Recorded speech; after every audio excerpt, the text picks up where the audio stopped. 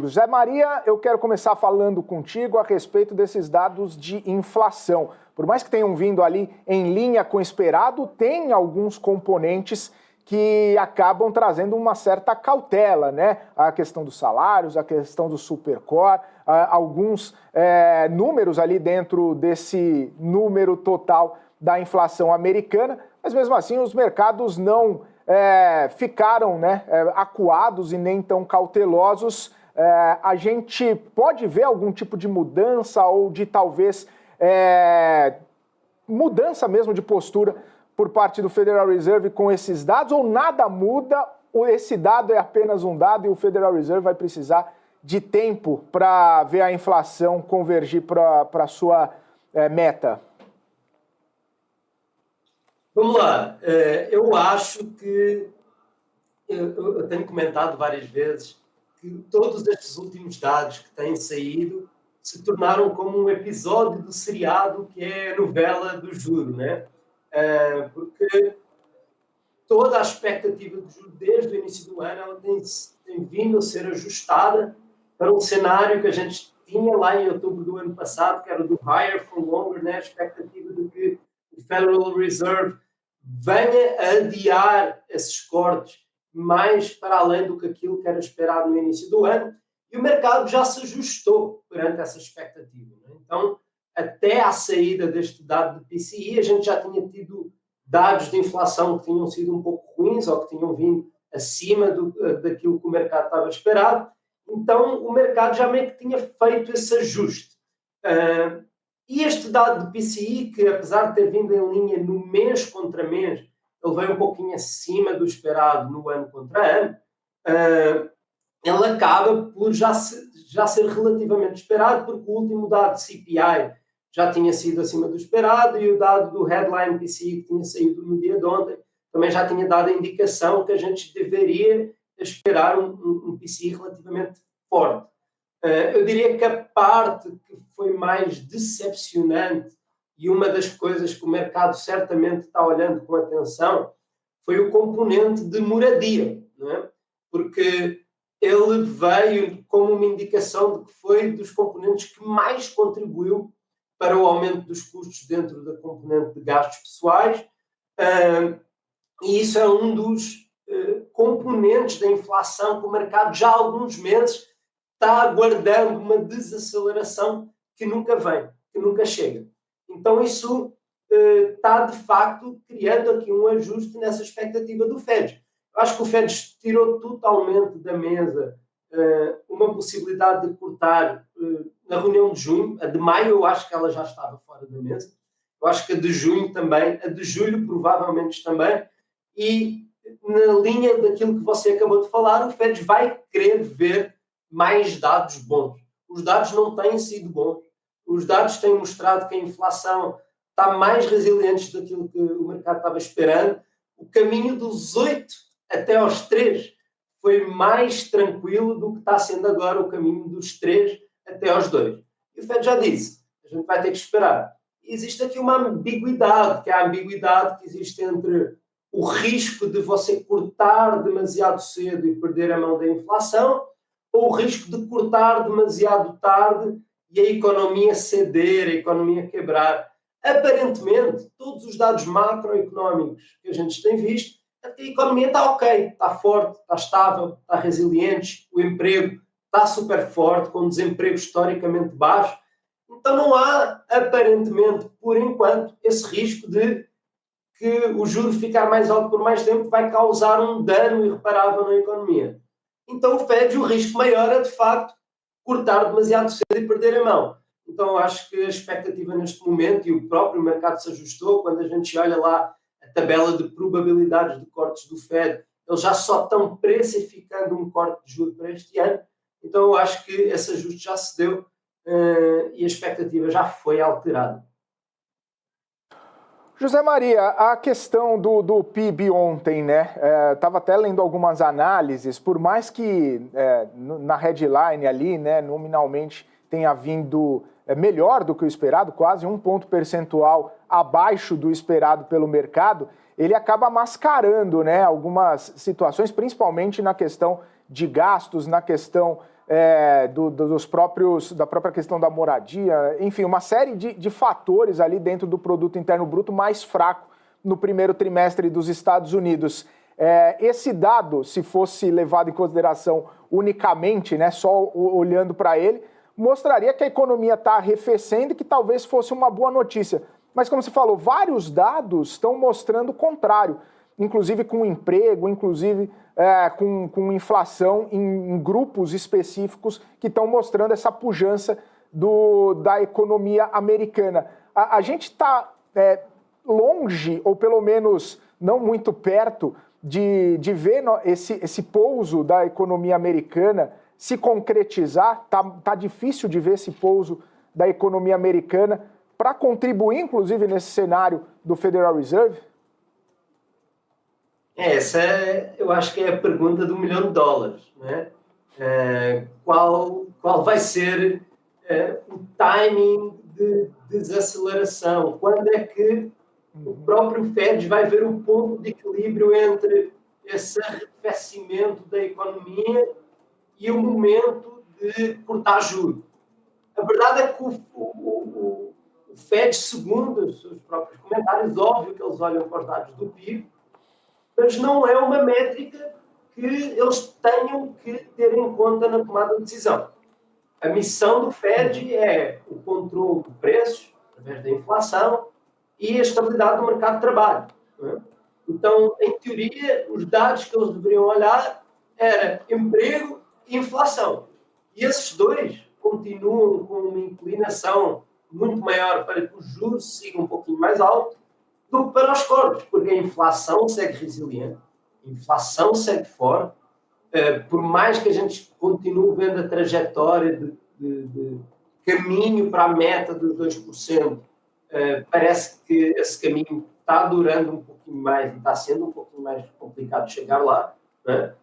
E o emprego está muito baixo, 3,8%. A última leitura de dado de emprego, o desemprego caiu relativamente ao mês anterior, né? Então, eu acho que nesse sentido, mesmo olhando para esse dado do PIB que veio abaixo do esperado, pode ser um sinal de, ok, sim, já está tendo algum arrefecimento, mas esse arrefecimento não se está refletindo nos preços, né? E é isso que o Fed quer ver, é os preços caindo, ou pelo menos acalmando esse ritmo de inflação que segue elevado para aquilo que são as métricas dos Estados Unidos e para aquilo que são as metas do próprio Fed, que é a sua meta dos 2%. Eu acho que aí depois a gente pode entrar até numa discussão que ela é mais complexa relativamente à visão de quão estrutural pode ser esta inflação mais no longo prazo, né? A gente talvez não viva num mundo em que a meta dos 2% do Fed seja a meta mais realista para a gente botar na mesa. Mas o próprio Fed não quer perder a mão das expectativas e deixar essas expectativas ancoradas, então eles nunca vão, pelo menos verbalmente e oficialmente, dizer que a meta deixou de ser os 2%. Eles podem simplesmente estar um pouquinho mais confortáveis com uma inflação que talvez fique ali por volta dos 2,5% e já terem confiança suficiente para cortar juros. Até é uma discussão que a gente tem no Brasil aqui também, né, José Maria? Porque a inflação, pelo menos aquela segunda, a milha final, né? O próprio Campos Neto fala, é difícil, a política monetária não ataca completamente. Então, no Brasil não se chega na meta, no centro da meta da inflação. Nos Estados Unidos está difícil. Na Europa, difícil também chegar. Quem está com deflação é só a China, né? O resto do mundo totalmente inflacionário depois de toda aquele dinheiro circulando por conta da pandemia. Então, a discussão é ótima, né? A gente está vivendo num mundo mais inflacionário, num mundo mais estruturalmente inflacionário, onde vai ser difícil chegar nessa meta. E aí, é claro, o desafio não é nosso, né? O desafio é do banqueiro central que está por trás ali fazendo os modelos e tentando compreender. E, por outro lado, e aí é um ponto que eu queria entrar contigo, é como que essa estrutura mais inflacionária impacta também no juro, porque a gente vê aqui no Brasil a discussão, não vai mais cair juro, mas a gente está com um juro muito alto, né? Nos Estados Unidos, difícil cair o juro, mas o juro também americano está muito alto, penalizando um cenário econômico até de algumas empresas. Como que você vê, né, esse juro mais alto, essa incapacidade, né, do Federal Reserve de derrubar a sua taxa de juros, impactando no mercado? Por mais que a gente veja alguns recordes ou alguns níveis mais elevados da Bolsa, a gente vê muita empresa sofrendo por conta desse contexto todo, né? Eu acho que neste cenário há sempre, como em tudo, ganhadores e perdedores, né?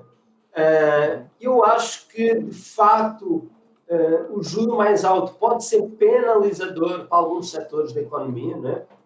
Principalmente, e começando por a gente aqui no mercado sempre se esconde por trás dos números e das planilhas de Excel, mas não podemos esquecer que por trás da economia real estão pessoas, né? Então, pessoas que estão endividadas, com os seus passivos atrelados a uma taxa de juro mais elevada. Essas pessoas estão sofrendo com esse juro mais alto, né? Porque o juro do cartão de crédito é mais alto, a prestação da hipoteca, a prestação do carro, né? Então, tem essa dor real na economia real que magoa algumas pessoas, né? E o próprio Fed fala disso muitas vezes, de não deixar que esse impacto na economia real seja muito forte. A nível das empresas, eu diria que há dois mundos. Há as empresas que são as high yield, de grau mais especulativo, cujas suas dívidas estão transacionando no mercado a taxas muito altas. E essas empresas, quando chegar a hora de refinanciar as suas dívidas, podem ter uma pressão alta nos seus fluxos de caixa, nos custos que essa dívida vai ter daí em diante para eles conseguirem carregar esse nível de dívida nos seus balanços.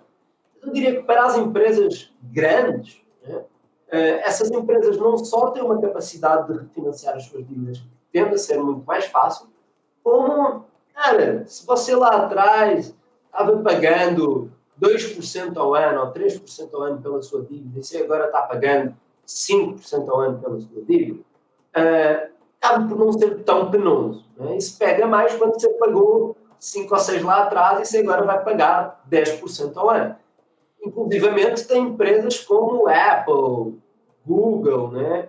Alphabet ou outras Big Tech que estão carregando balanços que têm 100 bi de dólar no balanço, que é dinheiro que hoje em dia está rendendo em money markets a 5% ao ano. Né?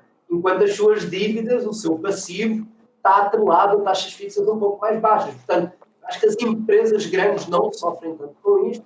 Quem sofre mais, talvez, mercado imobiliário, empresas que tenham dívida atrelada, pós-fixado, que não é tão tradicional lá nos Estados Unidos, mas tem também, e um dos setores que tem isso é construtoras, né? Setor imobiliário. Então, se gera alguns, por exemplo, desincentivos para empresas de construção trazerem nova oferta de imóveis no mercado, que depois faz com que os preços continuem altos e que faz com que isso por si só acabe por ser inflacionário também. Então, você gera ali um ciclo vicioso que acaba por ser o próprio juro alto, gera uma falta de supply no mercado de real estate, que acaba ele por si mesmo ser inflacionário. Então, acho que tem alguns perdedores, tem alguns ganhadores, mas, por outro lado, eu acho que a economia americana está numa situação tão estável, tão forte, tão resiliente, com um mercado de trabalho bastante criando emprego, né, com um desemprego baixo, que eu acho que, havendo alguns perdedores, eu acho que a economia está ok para suportar esse juro. Eu acho que é a principal razão pela qual o próprio mercado disse assim, olha, sabe mais, provavelmente o Fed vai demorar um pouquinho mais a cortar juros, porque a gente não vê nada quebrando, a não ser que tenha aquele Black Swan, né, um cisne negro, algo que está ali no virado da esquina que a gente não vê e sempre acontece. Mas aparentemente, so far so good, né? Tudo ok. Ô José Maria, você comentou dos vencedores aí, né? Citou até Google disparando aí no mercado hoje, né? Depois da divulgação do resultado, o resultado melhorou praticamente em todos os quesitos ali, né? A empresa redondinha, gerando lucro, tendo, né, uma lucratividade muito forte, muito importante, com expectativas também de continuar essa trajetória. E a gente viu ao longo dessa semana também grandes empresas de tecnologia tendo essa essa expectativa boa também, né? Algumas delas, pelo menos, tendo disparado no mercado. E aí entra nesse rol aí dos vencedores, que também acaba puxando alguns índices, né? O próprio S&P sustentado aí nessas grandes empresas. Você vê que elas, por terem tomado ou terem ganhado, né, esse peso bastante relevante, elas vão continuar ditando o ritmo do S&P ou vão continuar sendo atores principais aí nesse desempenho do S&P, até com projeções de bater recordes, de bater níveis mais altos aí, históricos, inclusive? Quando você tem empresas que entram numa escala de tal forma em que você tem market caps de $1 trilhão, $2 trilhão, $3 trilhão, como são estas empresas de tecnologia gigantes, inevitavelmente elas vão ditar o pace do mercado, né? Porque quando você tem um dia como hoje, em que uma empresa como a Alphabet sobe 10%, né?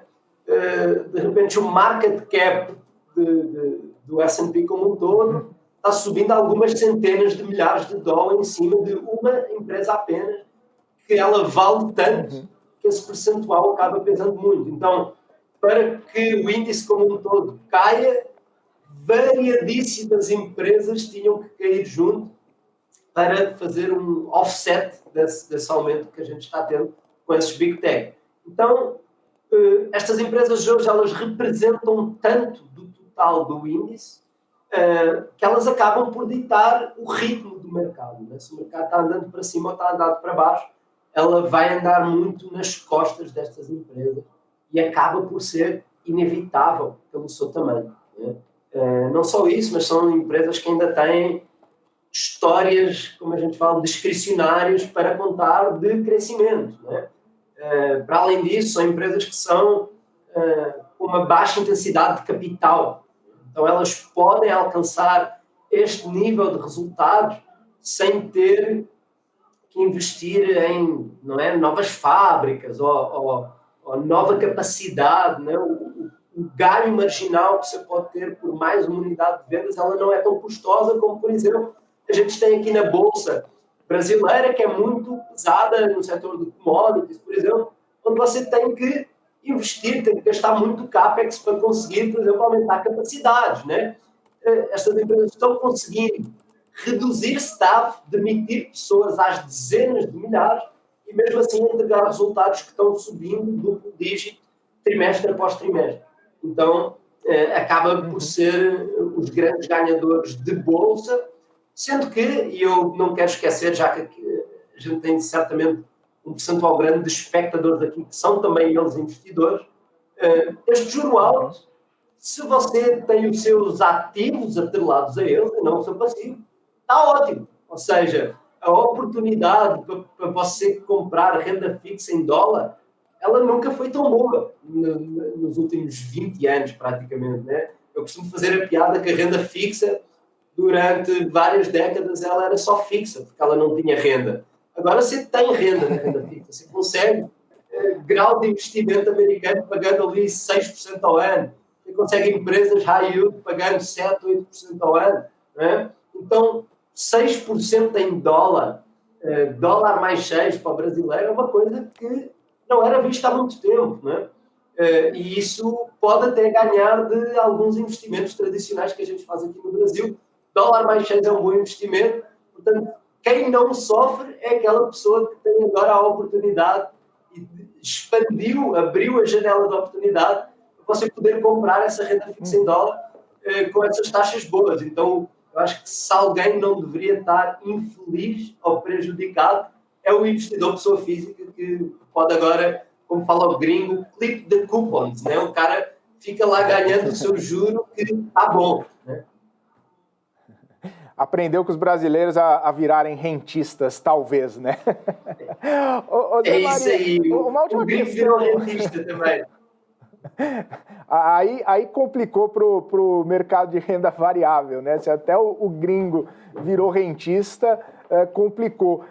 Só uma última pergunta, né? Porque a gente viu nessa semana aqui várias empresas divulgando seus resultados, inclusive no aftermarket ou até mesmo ao longo, né, da própria negociação de mercado aberto, subindo 2 dígitos, né? E como você falou, empresa de market cap gigantesco, qualquer variação mexe com o índice, mexe com toda a estrutura também, né, das próprias bolsas americanas. Semana que vem a gente tem só Apple e Amazon também para divulgar resultados. Será que virou uma dinâmica, talvez, do mercado americano, a gente vê variações tão robustas, tão importantes?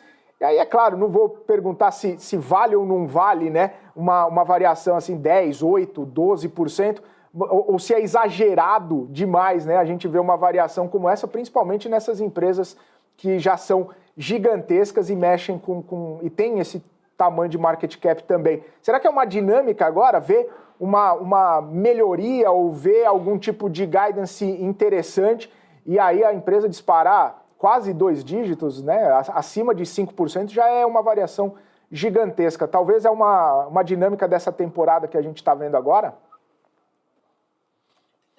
Aparentemente sim, né? Já nas últimas épocas de resultados, né? Quando foi a última, que foi o quarto tri do ano passado, a gente já viu sendo batido o recorde de movimentação de market cap diário num só dia 2 vezes, né? Foi quando a Nvidia reportou os resultados e depois foi quando a Meta reportou os resultados, bateu consecutivamente recordes de movimentação de market cap histórico no S&P. Né? Então, quando estas empresas, como você falou, elas são tão grandes, têm estas movimentações ali de mais de 5%, 10%, 15%, elas vão mexer muito. Eu tenho tido dificuldade de entender as percepções do mercado nesta temporada de resultados, porque primeiro a fasquia está muito alta, né? A régua está alta a nível de expectativas do mercado, e a gente tem visto muita empresa que superou a expectativa do mercado relativamente à receita, lucro, etc., para o primeiro trimestre do ano, mas que ainda assim, implicitamente, como eles não fizeram uma revisão do seu guidance no ano para cima, quer dizer então que a segunda metade pode ser um pouquinho pior do que aquilo que os analistas tinham nos seus números, então a ação cai, né? A gente vê uma dinâmica que é meio estranha, né? A empresa supera a receita, supera as estimativas, mantém o guidance e mesmo assim as ações estão caindo. Foi o caso da Meta, né? O mercado não curtiu muito. Eles disseram que estão gastando um pouquinho mais em CAPEX lá no metaverso, que foi uma das coisas que pressionou lá atrás os resultados da empresa. Ou o oposto, né? A gente vê um resultado como Tesla, em que a nível de receita e lucro foi bem ruim, foi um dos piores trimestres da história da empresa, mas como o Elon Musk falou que não, vai sair carro novo daqui a pouco e o pipeline de novos produtos está forte, a ação subiu muito, né? Então, eu próprio, como um purista do mercado que se foca muito mais naquilo que as empresas conseguem de facto entregar do que aquilo que é a especulação relativamente à expectativa, eu sinto que a dinâmica tem andado um pouquinho desarbitrada, né? Mas essa dinâmica de subir muito ou cair muito, aparentemente, é a nova regra, principalmente para estas empresas, até porque o fluxo de compra e venda ele é muito grande, né? Você tem os próprios fundos comprando ou vendendo, mas depois tem os próprios índices de compra passiva, que são meio que forçados a comprar ou vender se ela está subindo, e acaba por ser um self-fulfilling prophecy, né? como fala o americano, né? Que se sobe, eu sou forçado a comprar, e como eu sou forçado a comprar, ela acaba subindo mais, e o mesmo para a queda, não é? Então isso acaba por ser meio que um pouquinho da nova dinâmica, até por via da quantidade de investimento passivo, né, que existe no mercado hoje em dia. Perfeito. José Maria Correia, agradeço muito sua participação, obrigado por estar aqui com a gente nessa sexta-feira. Seja sempre muito bem-vindo aqui na nossa programação. Ótimo dia para você, até uma próxima. Muito obrigado, boa sexta-feira, bom final de semana a todos, e contem sempre aqui com a gente para participar. Igualmente, ótimo fim de semana para você também. Muito obrigado, José Maria Correia, coordenador